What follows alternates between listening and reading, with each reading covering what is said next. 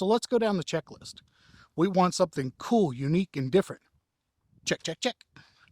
But we need reliability. We need good gas mileage. We need power. We need to be able to pull a trailer. Check, check, check. So let's combine both of these together.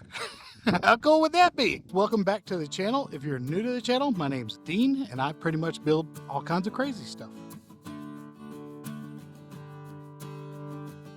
Now, this video is going to be way different than our normal content that's on the channel. Well, maybe not way different, kind of different. Not the same thing. You'll see what I mean in a minute. But pretty much in this video, we are going to take this and we are going to make it into this. So let me explain. So the last few years, I have been using this as my work vehicle.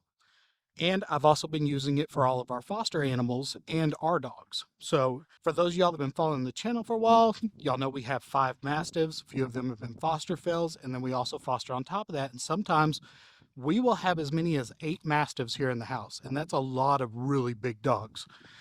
Even just fitting my 5 in this vehicle is a struggle. So trying to fit 8 in here to go to the lake or go hiking it's impossible. So I've been trying to find something a little bit bigger that we can make work for the dogs. But something will also be better for the furniture side of the business. Even just delivering furniture, a lot of stuff won't fit in here. So y'all see I have a cargo trailer. I had to use a cargo trailer for deliveries. And then picking up materials, lumber, metal, wood, scrap stuff. It has been so hard on the interior of this truck. So I've been trying to come up with an idea with something else that I could find or build to use as a work vehicle and fix the couple little things on the interior of this that need to be fixed up, have a really nice detail, and then just park it and use it when we have, family nights out or go on trips or whatever. So this will stop getting abused inside, because this was a really nice truck when I got it. And using it for all that is definitely taking a toll on it. And me being me, of course, I don't want something like everybody else has like this. I want something unique and different and something that I can advertise with. So I found this. This is a 1956 panel truck. Now, for those of y'all that may not be car people, what panel truck means is it's pretty much a Chevy pickup on the front, and then it's like an SUV on the back with no side windows, almost like a delivery vehicle, which is what I need. And this will be really nice to paint my logo down the side of it to be able to advertise with. Now, I know you're already thinking, well, your work truck needs to be a nice, reliable daily driver. And you're right. And I know you're looking at this going, well, that's 70 years old. That's going to be a far stretch for a reliable daily. But again, I want something that's very unique and cool and different. I don't want to be like everybody else. I like crazy stuff. So let's go down the checklist. We want something cool, unique, and different. Check, check, check. But we need reliability. We need good gas mileage. We need power. We need to be able to pull a trailer. Check, check, check. So let's combine both of these together. How cool would that be? So what I've done is I have purchased a all-wheel drive chassis just like this with drivetrain, everything in it. So it's going to have all modern suspension, modern brakes, modern engine, fuel injection, all the things you need for reliability. And we're going to put this body on top of it. So pretty much we're going to have a new Escalade with a 1950s body sitting on top of it. And this is going to be fun. No, it's probably going to be a lot of crazy work. But if you want to be unique and you want to be different and have something nobody else does, you got to put the work in. But of course, I still have a furniture business to run, so furniture content will still be coming up, and this will just be something I work on in my free time when I have the extra funds to be able to work on it. So it's going to be a long series that we'll add in with our other furniture videos, but I think it'll be really cool for people that are into that kind of stuff. So by the end of this series, if everything works out right, we should have a 1956 panel truck, all-wheel drive, fuel injected, Escalade. Now, guess what we're going to name it? Nope, I'm not going to tell you yet. Leave a comment down below with your guess and let's see who can get it right. I will give you a hint though.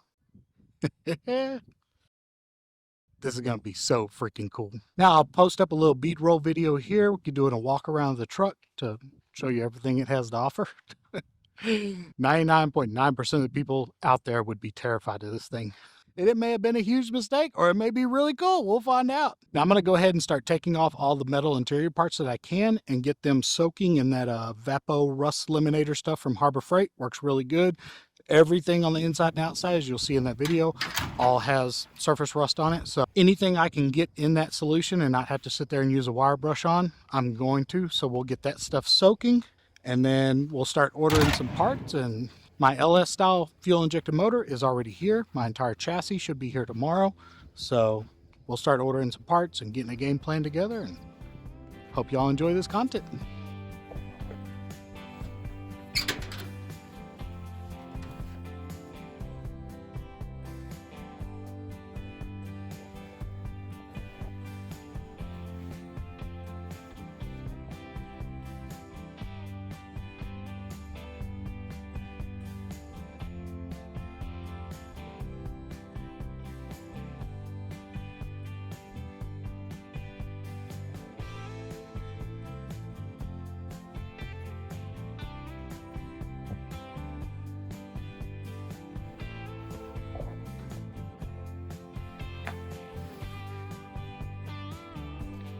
There's so many scratches in here, but this glass has a little bit of curve to it. You can see down in there, it's almost a 1/4 inch thick, and it's a safety glass, so I don't want to just get a flat glass cut and put in there. So we're gonna see if we can't save this one. If you can see all the scratches. See if we can't save this one, order that one, and I'll get a new weather stripping for both. Now this stuff is amazing. Freol. I used it when we did the Le Mans. So the hinge on this door is completely rusted up solid. And I'm thinking there used to be a handle right here that went through that turned this. But as you can see, it's just rusted solid. Now this one's still spring loaded up here. That's how I got it open. The latch on the bottom is, this one on the bottom is completely rusted up solid in there. So we're gonna hit it with some of this Freol and let it soak for a couple days, and maybe keep walking out here and hitting it, and hopefully it'll Freol up, because it's Freol. All right, it's kind of hard to get a good angle here with my big butt standing in the doorway, but I'll try to show you what I can. Stuff like this part comes off. The trim here, this trim comes off. Any panel that I can take off that will fit in my bucket that I can put the Evapo solution in, I'm going to take it off and let it soak overnight so it can eat all this rust off. All the rest of this stuff, gonna have to go by hand. Of course, I don't do this every day, so I don't have the tool to take these clips out, so we're going to try to use a pick. Usually this is a lot easier because it'll be on a door panel that is cloth or cardboard. I can't even see where it's at. Ooh, okay. Never mind, I guess they don't have clips. Looks like they got little flathead screws. Man, I've never worked on anything this old. Gonna be learning some stuff. Hey, the nice thing about this not having any interior in it is it doesn't have any weird funky smells. Now, I did come out here yesterday and I already soaked all these hinges and handles and all the springs and all the mechanical parts of this thing. I soaked it all down with Freol, so, which is already paying off, because I bet this wouldn't have came out without it. It's only been on 70 years. Oh, come on, you got it. You got it. Oh, I'm so glad I soaked this stuff down yesterday. Now, I've already brought out here Ziploc bags and painter's tape and a marker, and I'm going to put all the screws and everything in and label it, so when I go to put all this back together, A, so I'm not hunting for stuff, but B, so I know where it goes. Because I've never worked on a vehicle this old before in my life. All right, see if we can get this panel off. So any screws on the side? Yep, screws on the side. You know how hard it would be to find these? Hope it's focusing. There's so much glare I can't see out here. But it's not like you can run down to your hardware store and just buy these. So they've got this little ring around it. So where you got to make sure they all get put in a bag. Because if not, we're going to be online trying to have to order them from some specialty place. And I have a feeling if you can find them, they are not going to be cheap.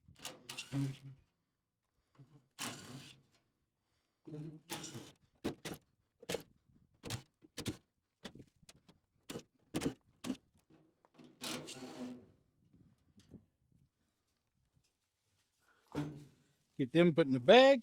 Passenger door screws. That on the bag. So we know where those go and where they're at. Now let's take this, let's see. Yeah. So we'll just take that and put it down in our box with the Vapo solution. Should eat all that rust off of it. And the rest of the stuff, we'll probably just add a little bit of green paint to it, make it look patinaed, and then just maybe paint these white, make them look real nice or something. I don't know yet. We'll figure it out. You know me, I make it up as I go along. Work with what I got. Only 2 screws hold that on. Wow. Yep, only 2 screws. We'll just put those in with the passenger door screws.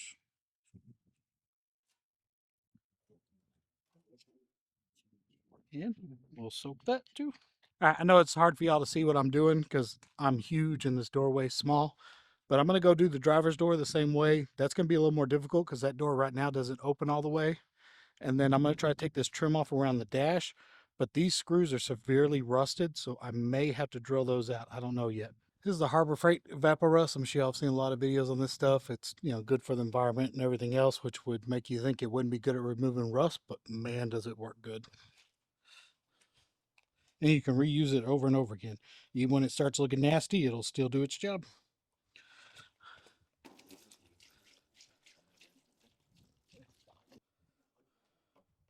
We'll save these because we'll try to pour it back in there and save it for the next batch.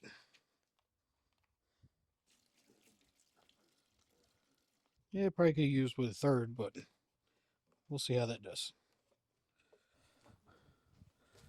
Oh, well, that is not going to be big enough. Dang it. Maybe I can find one of those totes like they put a wrapping paper in. Maybe that'll be long enough, but we'll at least get our other pieces in there.